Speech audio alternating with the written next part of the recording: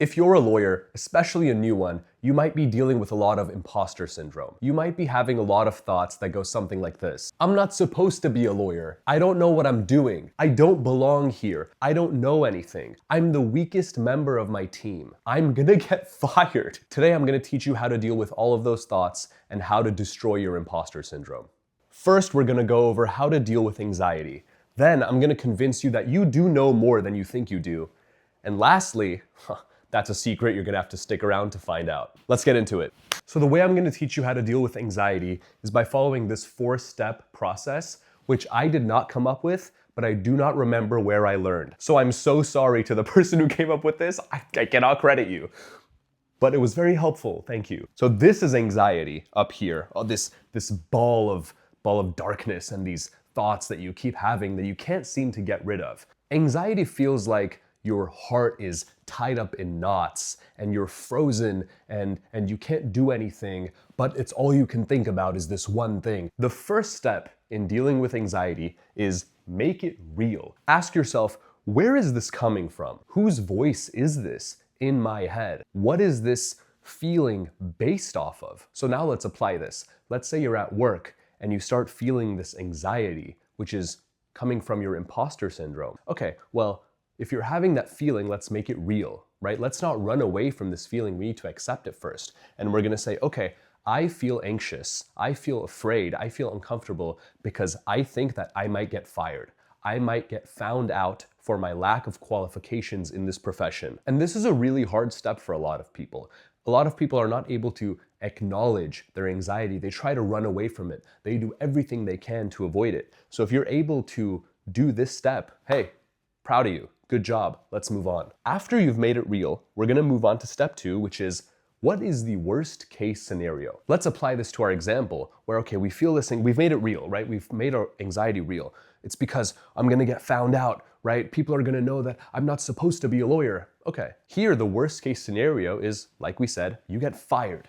That sucks, but don't despair. Let's move on to step 3. Step 3 is, what is the probability of the worst case scenario actually happening? So you might get fired because you're not a good enough lawyer. How likely is that? Imagine, okay, let's say you're not doing a great job, at your job.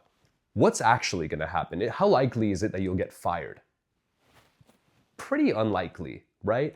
What's probably gonna happen first is your boss will come up to you and say, hey man, you're not doing a great job. Hey, could you, I'm noticing a lack of performance lately. What's going on? Are you okay? Do you need help? Do you need more guidance? Do you need to take some time off? That's very unlikely because we're lawyers, that last part. But hey, a man can dream. So the probability that you get fired instantly on the spot, pretty low, right? If you'll agree, that's pretty low.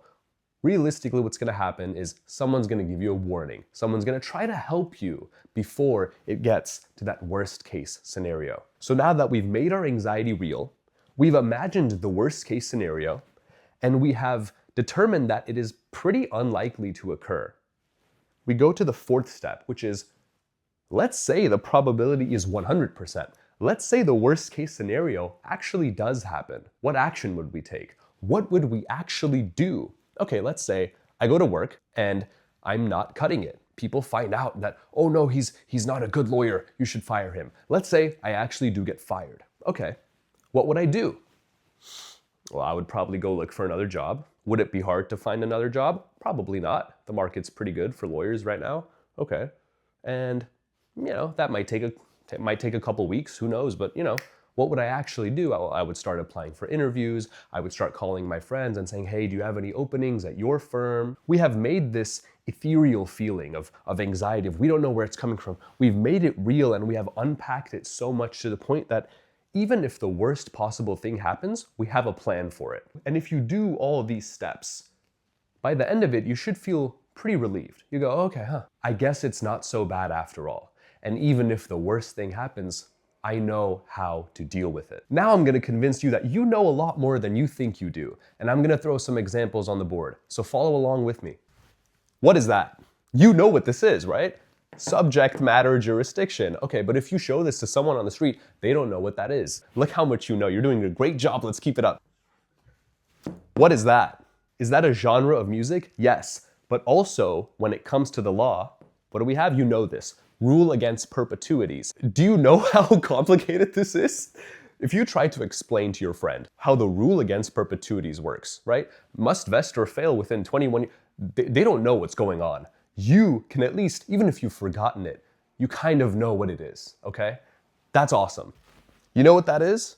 I didn't before I started law school, but now we know what this is. It's the person bringing forth the suit. It's the person asserting the claim against what? The defendant. There you go. You're so smart. Look at you. What's that? Appeal. What is that? I was explaining this to my friend a few days ago, and he did not even know that there were levels to the court system. He thought it was all just one court. You know that if you lose your case at a lower court, you can appeal to a higher court. And there's levels to this, typically 3 if your state isn't weird. I didn't even know what a mortgage was until I started studying for the bar exam. People would tell me, oh yeah, I gotta pay off the mortgage on my house. And I would nod, but I don't know what that means. What does that mean? Now I know, because I studied for the bar exam, bar results pending. Wish me luck. I just remember, and a few days ago, my friend asked me, well, I know what frogs are. We do injury law. I know what frogs are. They're form interrogatories. But what are sprogs? And I told her, oh, it's special interrogatories. And she went, oh, okay. What does the P stand for?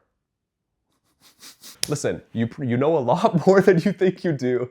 And just compare, remember there's people that don't even know what a plaintiff is. They don't even know what's the difference between a civil case and a criminal case. They don't know anything. You know so much more than you think you do, and don't let anyone ever tell you different. And now I said I was gonna teach you 3 things, and the last one I kept as a mystery. We're gonna talk about it right now. Here's the big reveal. This whole time we've been talking about how to deal with imposter syndrome. I'm not supposed to be a lawyer. I don't belong here. People are gonna find out that I don't have the qualifications. I don't have what it takes. I can't meet other people's expectations. What should I do? Quit. Just quit. Just quit them. Okay, just quit. If you're gonna keep complaining and devaluing yourself, just quit. Just quit. What are you doing? Yeah, you're not a lawyer. You're not supposed to be a lawyer. Yeah, you're not supposed to be a lawyer. You never had what it takes. You're a fraud. You don't belong here. Just leave. Just quit. We don't want you here. How did that make you feel? If part of you rejected what I just said, I'm so proud of you. That's the part of you that goes, you know what? No. I deserve to be a lawyer. This is exactly where I'm supposed to be. I belong here. That part of you is in there somewhere. It's always been there. We just need to find ways to elicit it. And some people do really well with belittlement. If I tell you, you're nothing, you're not supposed to be a lawyer, that's gonna trigger something to fight back against me and go, what the hell? Don't talk to me like that, Kash. You know I deserve to be a lawyer. Yeah, I do. I'm just trying to figure out a way to make you believe that. I'm not telling you to quit. I'm convincing you that you know that you're not supposed to quit. You know that you belong here. Don't let anyone ever tell you different. Including me. Who am I? I haven't even got my bar results. For all we know, I'm not an attorney. I just remembered a story. When I was at UCLA Chess Club, it was my first day there, and I realized I was the worst player in the room. I thought I was so good before this, but I entered and I realized all these people are better than me. I'm the worst player in the room. So I want to ask you, what would you do if you were the worst in the room? Would you quit? I didn't. That kind of pushed me to be better. I started recording my games. I started taking notes, studying openings, asking for help. I used the fact that I was the worst to propel myself forward. I used that as a reason to be better. If you are lackluster in some area that you care about, or that you know you should care about, that's not a reason for you to give up. That's a reason for you to do better. Our flaws don't hold us back. They give us reasons to push forward. Limits are meant to be broken. It's awesome that you're the worst in the room, because that means you have the most room to grow. None of us were born lawyers. We had to learn this. We had to go to law school and study for the bar and start practicing. You think these lawyers that are partners, you think they just knew how to do it fresh out the gate? No, they probably didn't even know anything for the first few months, first few years of practicing. You're probably a new lawyer. I don't want you to think that you're expected to know everything off the bat.